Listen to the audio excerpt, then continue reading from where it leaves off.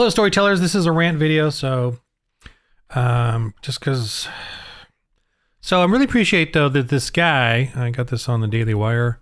I know he's a left-wing dude, but he said, I do think there is an anti-Christian bias in Hollywood.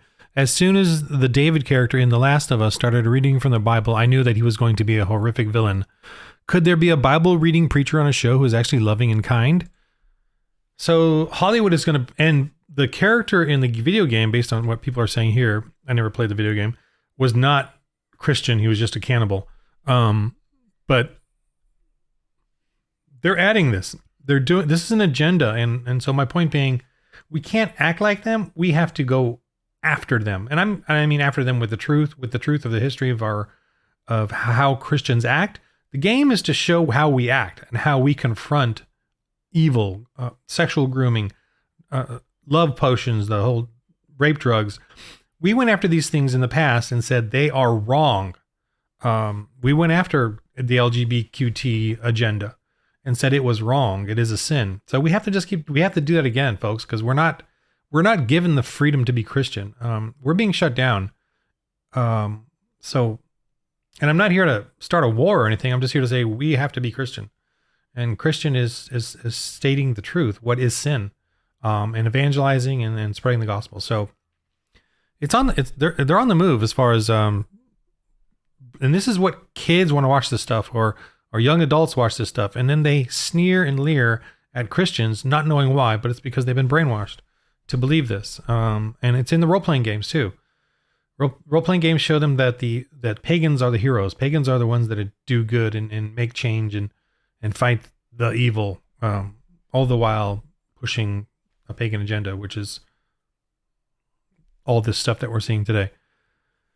It's also, I was going to do another sort of facetious video on this, but it's also very safe to use Christians as villains. Very safe, right? I think I'm going to do another video on that. An open letter to Hollywood saying, please use us Christians for your villains and to deride and demean and shame, because it's so safe to do it. But I'll do that one at some point. I don't know how facetious I want to be here and rant on my rants. But it's on the move, so that's why I'm asking you to join me in this For the Lord RPG and create your own campaigns, create your own homebrews. Just look at the system. It's free on my website if you want, and start using it. Start edifying group people around you, your other Christian fellow brothers and sisters. Start using it, growing in it, figuring it out, making it fun. And if you want to add a little more to it, I understand. But if you want it like creatures and monsters.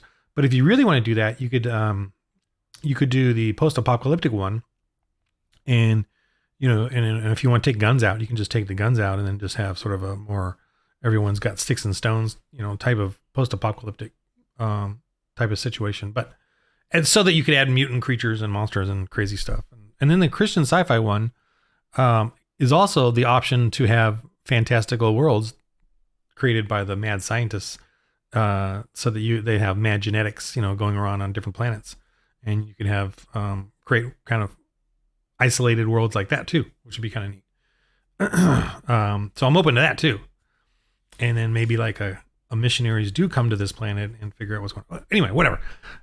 But we gotta get on the move with this, because the shows, The Last of Us, I watched it, or not. I haven't watched the last couple just because I've heard of this and I'm like.